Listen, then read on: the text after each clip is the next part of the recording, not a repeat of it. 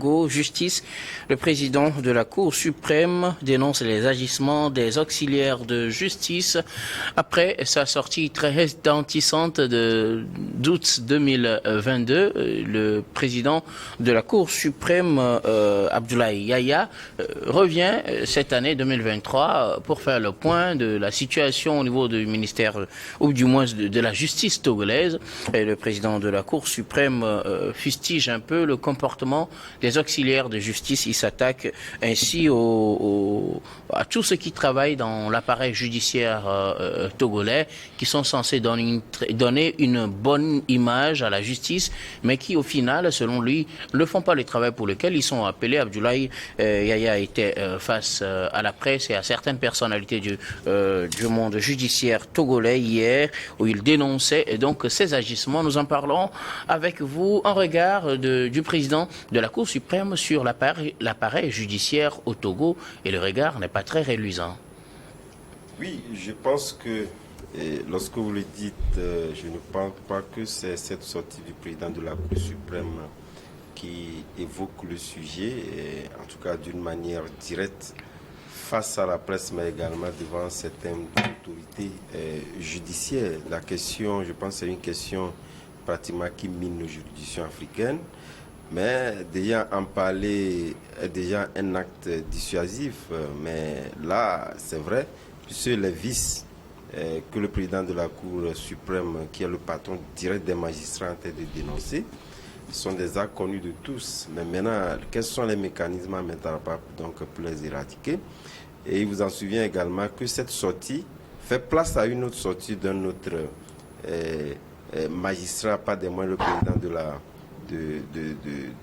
la CNDH, qui n'est pas des moindres, qui disait que en tout cas l'autorité qu'ils avaient entre-temps, ce n'est pas la même chose que les magistrats en tout cas ont aujourd'hui. Et je pense que cela rejoint les deux.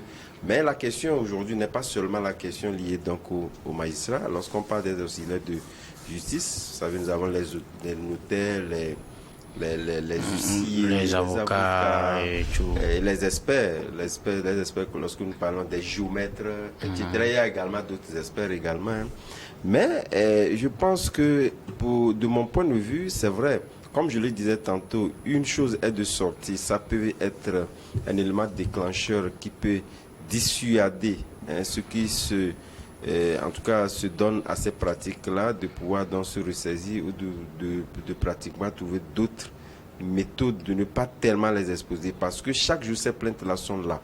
Mais la grande question, c'est de pouvoir véritablement éduquer. Et je pense que lorsque nous prenons dans ces conditions-là, cela me rappelle en tout cas un manuel qu'avait mis en place son prédécesseur, qui n'est rien d'autre que le président Gamato, pour permettre en fait au judiciaire de pouvoir connaître ses droits en la matière. Et je pense parce qu'il a fait un diagnostic assez sévère. Parce que il en parlait, mais lorsque toi, le judiciaire, tu ne connais pas tes droits liés donc à ces pratiques-là, pour savoir que toi-même, tu peux également porter plainte lorsque tu as les éléments en possession pour pouvoir donc porter plainte. Tous ces acteurs-là, on ne pourra rien, parce que c'est très difficile, parce que ceux-là, ils essaient chaque jour que tu fais, c'est tout comme les voleurs.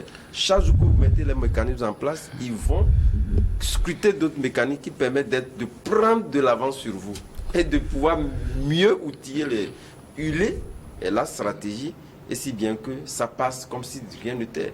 Parce que, entre-temps, lorsque vous parlez de 2021 ou de 2022, lorsqu'ils indexaient les magistrats connaissent bien le droit, ils connaissent là où la faiblesse de ces droits-là, et ils peuvent directement donc faire, en tout cas poser des abus pratiquement sur des justiciables. Voilà pourquoi moi je me dis l'accent doit être beaucoup plus renforcé au niveau de la connaissance de ces mécanismes du droit là par les justiciables.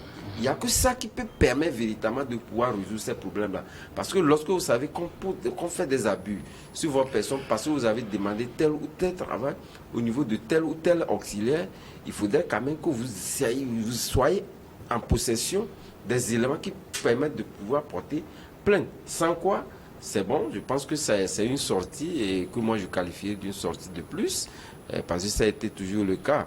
Et je le dis parce que c'est pourquoi moi, en tout cas à ce qui me conseille, je dis Abdoulaye Yaya, il parle beaucoup, mais il fait très peu.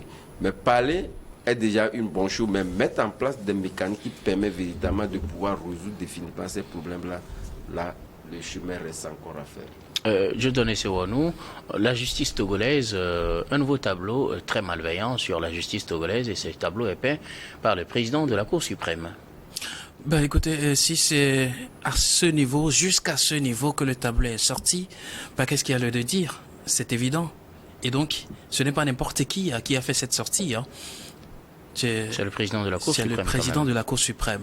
Alors, cela relève de plusieurs constats qu'il a eu à faire. Il n'est pas à sa première sortie. Il a toujours, depuis un moment, fait de telles sorties qui prouvent qu'il est du côté maintenant du plus faible, qu'il est du côté du plus grand nombre. Vous voyez, tous ces, je ne dirais pas du désordre, mais toutes ces situations orchestrent une sorte de frustration aujourd'hui au point où ne va pas vers la juridiction ou alors vers la justice qui veut, mais qui peut, malheureusement. Lorsque vous avez des problèmes aujourd'hui avec quelqu'un et que vous menacez peut-être entre guillemets porter plainte, la première question qui vient à la tête de l'autre, qui connaît les rouages, te pose, est-ce que tu as de l'argent? Est-ce que tu as les moyens? Est-ce que tu connais quelqu'un? Est-ce que tu connais quelqu'un? Est-ce que tu as la capacité? Au point où beaucoup meurent aujourd'hui sous le poids des frustrations, de l'injustice, et personne n'en parle. Mais si jusqu'à ce niveau, le président de la Cour suprême essaie de porter sa voix et parler à la place des sans-voix, en soi, moi je trouve que c'est à saluer. Mais à qui la faute? À qui la faute? Tantôt, Adam parlait de la connaissance des droits et devoirs. On a l'impression qu'aujourd'hui, dans nos sociétés, on nous force beaucoup plus à connaître nos devoirs et non, malheureusement, nos droits. Il y a lieu maintenant d'accentuer les débats sur une sorte de civisme qui amène à faire de la pédagogie du droit, du justiciable ou alors du citoyen d'un pays. Et cela n'est pas qu'à l'apanage du Togo. Hein. Dans la plupart des pays africains, peu sont ceux-là savent ce qui leur revient de droit en termes de juridiction ou en termes de procédure judiciaire. Peu sont ceux-là qui le savent et certaines fois, on pense que c'est une faveur lorsque tu vas devant un tribunal pour te faire justice. Alors, il faut vraiment être clean et tu fais l'ange pour qu'on puisse avoir pitié de toi. Malheureusement, ce sont des scandales de cette société et qui nous amènent à ce niveau. Il faut qu'on arrive à mettre véritablement un moyen très important ou un accent très important sur la pédagogie à l'égard du citoyen pour savoir comment réagir dans cette situation donnée. Si vous êtes confronté à ce problème, voilà la porte il faut frapper. Voilà où il faut aller. Alors si vous arrivez là et que personne ne veut vous entendre, voilà l'autre porte à laquelle il faut vous adresser. Malheureusement, le citoyen est laissé pour compte aujourd'hui. Il ne sait pas généralement là où aller. Vous allez même à la justice, voilà, dans la cour de la justice. Vous voyez que beaucoup se révèlent perdus, désorientés. Ils ne savent même pas à qui parler exactement parce que ils ont un problème, mais à qui parler pour qu'on puisse les aider? C'est la peur, c'est la crainte, parce que c'est orchestré comme cela. Maintenant, s'il faut arriver finalement à se confesser à quelqu'un ou alors à se fier à quelqu'un, il faut avoir de véritables moyens. Mais ici, je jette la fleur à beaucoup d'avancées qui sont faites quand même dans le domaine en matière des questions sociales. Aujourd'hui, le Togo a vraiment fait des prouesses en matière du règlement des questions sociales. Je pense que nos juridictions travaillent ardemment dans ce secteur et ça porte les fruits. Mais dans d'autres secteurs, par exemple, le foncier et autres, n'y va pas qui veut, mais qui peut, qui a la bonne poche, qui a des bonnes relations. Alors que cela ne doit pas être le cas. D'aucuns se sont retrouvés morts tout simplement parce que il y a une injustice qui a joué contre eux et ils n'ont pas de voix, ils n'ont pas la poche, ils n'ont personne pour les défendre. Et ils meurent. Il y en a qui meurent tout le temps par le poids de l'injustice sociale. Alors jusqu'à quand? Je me dis, il appartient donc. Le problème ne doit pas s'arrêter au niveau des dénonciations. Il faut agir maintenant. Il faut mettre en place un véritable mécanisme de pédagogie et aussi de surveillance absolue à ce que tout ce qui sera dit, tout ce qui sera enseigné aux citoyens, lorsqu'ils ne retrouvent pas les mêmes choses dans les faits, et qu'il arrive à porter plainte ou à faire comme on lui a dit, qu'il ne se voit pas heurter contre un rocher. Parce que généralement, le faire, le dire est autre chose, mais aussi le faire, la réalité est complètement différent. Aujourd'hui, beaucoup meurent, oui, la Bible l'a dit, par faute de connaissance, mais par faute de quoi? D'ignorance. Voilà, beaucoup meurent par faute d'ignorance, mais généralement dans nos États, qui orchestrent ces ignorances-là?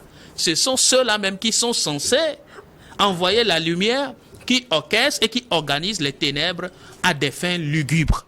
Oui, cette sortie, elle est à saluer, mais il y a encore à faire, Monsieur le Président. Il y a encore à faire, on viendra tout à l'heure sur ce qu'il faut faire. Mais bien avant, Louis Kamako, le président de la Cour suprême, fait son diagnostic. Je pense que Abdoulaye Yaya nous a appris, en fait, nous a habitués à ce genre de sortie au cours de laquelle on ne fait pas de la dentelle. Et à chaque fois qu'il parle, je suis tenté de le comparer à un certain maître Sonvi Yaovi qui était lui aussi président de la Cour d'appel et aujourd'hui président par intérim de la CNDH. Et parce que c'est osé de la part de ces deux messieurs-là, parce que c'est souvent difficile pour des gens qui dirigent une institution étatique de vouloir à un moment donné dire des vérités tout crues, dire des choses qui sont déjà connues d'avance, dire des choses, puis aborder des sujets qui fâchent en réalité. Ce que dit Abdoulaye Yaya, je pense que c'est un secret de polichinelle. On sait que nous avons une justice qui est corrompue. Et à l'époque, lors de sa première sortie, il disait que nos magistrats pratiquent la corruption et que c'est dans un domaine où devient la corruption devient un sport favori. Aujourd'hui, comme le disait, il a rassemblé en fait les auxiliaires de la justice et chacun en a eu pour son compte. En fait, ses comptes, c'est-à-dire qu'il a distribué les cartes, les avocats, les huissiers, les géomètres et tout quoi, tout ce monde-là. À écouter en fait ce qu'il fallait, c'est-à-dire que c'est des griffes qui étaient portées justement comme ces auxiliaires de la justice. Et nous tous, nous savons que nous avons une justice à 12 balles, à 2 balles, nous avons une justice à 2 balles et que toutes les décisions, la plupart des décisions sont rendues par affiliation. C'est-à-dire que quand vous êtes peut-être fils d'un président, ou peut-être fils d'un haut gradé, vous ne bénéficiez pas de la même justice que celui qui est fils d'un paysan. Donc, vous êtes traité différemment. C'est des choses en réalité qui sautent aux yeux et que tous les Togolais savent. Mais sauf que eux, ils n'ont pas le courage de le dire. Parce qu'après tout, la justice aussi, c'est un autre monde. Enfin, de tout si on va vous coller des sanctions. Et la sanction habituelle ou bien l'accusation habituelle auquel on nous a habitués au Togo, c'est outrage à la magistrature. Et quand on te colle, c'est de n'importe quoi. C'est des choses que tu peux pas défendre en réalité. Maintenant, quand Abdoulaye Yaya le dit, je pense que ça fait de la joie, ça fait de la fierté. Et donc, ça veut dire qu'il y a une volonté justement d'assainir ce secteur-là aujourd'hui où évoluent les prédateurs. C'est son mot, parce qu'il disait qu'aujourd'hui, quand vous voyez ce qui se passe au niveau des géomètres, quand ils sont dans une démarche de lotissement des collectivités, ils se transforment en prédateurs et après tout, ils bradent en fait les biens des collectivités. C'est aussi ça. Et également, il y a l'émergence de ce qu'on peut appeler aujourd'hui des faux géomètres. Ça montre combien de fois le secteur même est infiltré. Je pense que c'est des choses qu'il a eu à dire sans faire la fine bouche. Et en le disant, je pense que c'est un grand pas qui est fait. Et aujourd'hui, quand vous voyez le monsieur, vu son âge, je pense qu'il n'a plus rien à perdre. C'est pour ça que je souhaite qu'à un moment donné, il faut qu'on ait des gens comme ça à la tête de nos institutions. On ne peut pas, c'est-à-dire que pour cette institution, on a besoin des gens qui, entre guillemets, qui sont au soir de leur vie. Abdoulaye ou Yaya, je ne pense pas que c'est aujourd'hui qu'il va magasiner de l'argent pour construire. Je ne sais pas, aujourd'hui, il va chiffonner des chiffres justement pour quoi que ce soit. Il a déjà fait sa vie. Il est aujourd'hui le président de la Cour suprême et il dénonce les agissements qui ont lieu justement dans ce domaine-là et ça fait la fierté de tout le monde. Maintenant, quelqu'un disait qu'il ne s'agit pas juste de parler, mais il faut parler parce qu'on a toujours dit que on ne gouverne pas un État avec les mathématiques, avec les chiffres, mais avec la communication. Et c'est vrai qu'on disait qu'à l'époque de celui qui l'a succédé, je veux parler du juge Gamato, il punissait des actes aussi répréhensibles que cela soit. Mais sauf que lui ne l'accompagnait pas la communication. Aujourd'hui, tout le monde sait ce qui se fait. Et quand vous voyez Abdoulaye Yaya qui a lu cette déclaration-là devant les auxiliaires et quelques autorités judiciaires, je pense que il a eu à mentionner que sa déclaration sera transmise au chef de l'État, au Premier ministre et également au ministre de la Justice. Ça veut dire que peut-être il ne vient pas peut-être pour parler, mais il reçoit peut-être de l'ordre. C'est aussi ça, c'est-à-dire que c'est aussi ça ce qui fait que nous avons une justice en fait très longtemps, une justice à 2 balles. Parce que la justice semble être au bord de l'exécutif. Et quand c'est comme ça, on n'a pas une justice indépendante. Imaginez qu'au cours du procès, il y a des juges qui reçoivent qui reçoivent des coups de fil et qui demandent de conseils au haut niveau pour vous dire que celui-là, il doit écoper de telles sanctions, voilà la sentence que vous devez prononcer à la fin. Donc c'est des choses en réalité qui n'honorent pas le pays et que si à un moment donné quelqu'un décide d'en parler, je pense qu'on ne peut que le soutenir. Mais comme les uns les autres l'ont dit, on aurait souhaité que les actes en fait censurent. Maintenant, alors, le constat est fait, Adam. Le constat est fait, c'est pas très reluisant pour nous, mais que faut-il faire après? Vous savez, c'est vrai, lorsque vous prenez Abdoulaye Yaya, il est l'ancien président de la RAC, il est très important de le mentionner, parce que ça veut dire qu'il a fait son parcours, et je me rappelle lors d'une conférence, lorsque son vie posait la question qu'en réalité, avant, comme magistrat, il a pris le cas de magistrat, avant de rentrer en fonction, il faudrait quand même qu'il fasse un parcours. Et je pense que ce parcours-là, c'est ce qu'a aujourd'hui Abdoulaye Yaya, même s'il est au crépuscule de sa vie. Il faut faire remarquer que chaque personnalité, qui soit d'une tranche donnée ou pas, veut marquer son temps. Lorsqu'on nomme l'homme à la tête d'une nation, il veut marquer son temps. Mais justement, des fois, ce sont les mécanismes, en tout cas structurels, qui font défaut et qui n'accompagnent pas cette personnalité à pouvoir donc arriver au résultat. Ce qu'il faut faire maintenant pour répondre donc à votre question, moi je pense, en le fleurant un peu, c'est d'abord accentuer ce mécanisme-là qui était mis en place également par son prédécesseur, faisant en sorte que de renforcer en tout cas le dispositif, de renseigner en tout cas le justiciable à pouvoir véritablement donc connaître ses droits. Je vais vous donner par exemple un exemple lorsque nous prenons pendant le cas des contribuables. Je veux parler par exemple de l'OTR. Vous venez aujourd'hui, par exemple, il y a eu un abattement qui est fait. Parce que je vais juste faire une comparaison, il y a un abattement qui est fait de 30% au niveau, par exemple, du port autonome sur toutes les voitures ou tout inventaire que vous achetez. Mais au même moment, l'OTR... Mais ça finit ce mois de décembre. Mais ça finit, bien évidemment. L'OTR fait quoi? Il essaie véritablement donc de mettre en place des séances de formation pour permettre par exemple aux contribuables, sinon à la population intégrée, parce que toute la population est pratiquement contribuable, de pouvoir connaître comment bénéficier en réalité de ces droits-là. Puisque lorsqu'il n'y a pas, de toutes les façons, c'est vrai, le chef de l'État l'a dit, il ne faudrait pas quand même que les réformes impactent ou les réformes prennent toujours en compte l'humain. Mais lorsque vous-même, vous ne connaissez pas comment vous remettez l'argent naturellement donc à un transitaire, vous savez, lorsqu'on dit 30%, si c'est 100 000, ça voudrait dire quelque part que vous payez 70 000, 700 000, bien 70 000, oui. 70 000. 70 000. Mais lorsque vous ne les connaissez pas, bon, ils vous diront que voilà, c'est pas grand-chose, ou bien vous avez dit 800 000, on vous dit amenez 700 000, 750 000. Donc il faut reconnaître véritablement dans ces droits.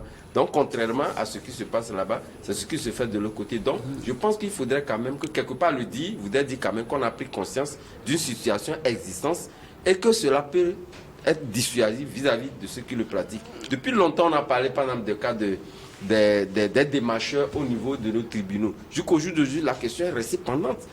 Maintenant, que faut-il faire justement? C'est la grande interrogation. Mais il faut agir. Avoir cette volonté-là, mettre des alternatives. Il faut punir. Des alternatives. Oui, la punition, elle est là, mais il faut détecter, de viser, parce qu'il y a cette question de l'élément facteur qui te permet véritablement d'avoir des éléments facteurs sur la main pour punir. Lorsque vous ne les avez pas, donc je pense que c'est continuer également la sensibilisation et mettre d'autres mécanismes alternatifs en place. Voilà pourquoi je parlais de la structuration de certaines administrations, que ce soit au niveau de la justice, qui permettent d'avoir des points alternatifs qui puissent permettre de contrer dans cette disposition, sans quoi on n'arrivera véritablement donc pas au bout du tunnel. Merci beaucoup. Louis, que faut-il faire finalement? Je le disais, tout simplement, il faut punir, il faut commencer par agir. Parce qu'une chose est de dénoncer, une autre est de prendre des responsabilités. Et en réalité, l'État, une institution de la République ne dénonce pas, mais elle agit, quoi. C'est-à-dire que on veut le voir dans l'action. On aurait souhaité que en fait, Abdoulaye Wawa nous dise que tel magistrat ou bien tel avocat a été sanctionné. On peut aller même oui, on peut aller même jusqu'à radier des gens du corps de ce métier. Il faut aujourd'hui, c'est tellement important. Il faut. Il y en a eu, hein. Il faut. Qu'on a radié, par exemple, que vous le dites, il y a des gens, mais seulement la communication ne s'ensuit pas. C'est ce qui, il faut justement communiquer autour de la chose pour décourager en fait les potentiels prédateurs.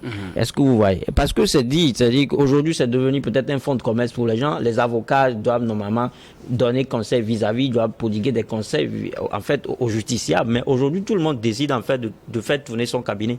C'est ce que dit le président.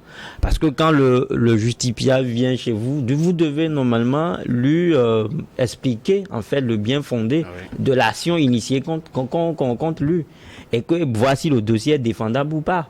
Maintenant, il y a des gens qui savent pertinemment que ce décision ne peut pas être défendu, mais ils prennent l'argent en fait au client et arrivé au tribunal, ils perdent en fait. C'est pour ça qu'on dit que c'est devenu aujourd'hui un fonds de commerce pour les gens. Les gens savent pertinemment que là où ils vont, en fait, c'est sur un terrain glissant. Mais puisque tout le monde veut justement manger, tout le monde en fait a ignoré ce qu'on peut appeler aujourd'hui l'éthique et la déontologie professionnelle, on essaie d'envoyer tout le monde à l'abattoir. Et donc, comme je le dis, aujourd'hui, on ne peut pas en être autrement. C'est-à-dire qu'il faut continuer par sanctionner les gens au vu et au su de tout le monde. Publier les actes, en fait, ignobles, les actes condamnables, en fait, que ces auxiliaires de la justice ont commis pour que tout le monde sache que justement ce monsieur-là a commis de tels actes et ça lui a fallu de telles punitions pour qu'à l'avenir on arrive à décourager en fait ceux qui veulent justement emboîter ce pas. Et comme je le disais, le chef de l'État disait que le Togo c'est une destination sûre. Et quand vous déclarez que le pays est une destination sûre, ça veut dire que vous ouvrez la voie où vous voulez accueillir tous les partenaires. Et quand on n'a pas une justice en fait équitable, qui rassure. Si on n'a pas une justice équitable qui rassure, ça fait fuir les partenaires. Donc, je pense que le travail peut être à son fondement, à son soubassement là. Il faut justement assainir le secteur judiciaire pour que les partenaires se sentent en sécurité et qu'à l'arrivée, notre partenariat soit diversifié. Merci beaucoup, Louis. Dieudonné Sironou, que faut-il faire face à ce constat, selon vous? Alors, 4 choses. Il faut sanctionner, comme on l'a dit. Il faut sanctionner, il faut sensibiliser. D'accord? Il faut éduquer. Je crois que c'est 3 choses, finalement. Okay. Sanctionner, éduquer et sensibiliser. Sanctionner ceux qui sont derrière des fauteurs ou alors des brebis galeuses qu'on reconnaît dans ces pratiques-là pour décourager les autres. Sanctionner et communiquer autour de ces sanctions-là. On disait tantôt que les gens sont... Oui, c'est vrai, mais il faut qu'on ait une communication sûre de ces... Pourquoi la communication? C'est pour soit attirer l'attention de l'autre ou alors faire comprendre en réalité ce chemin-là il est dangereux, tu l'empruntes, tu subiras le même sort.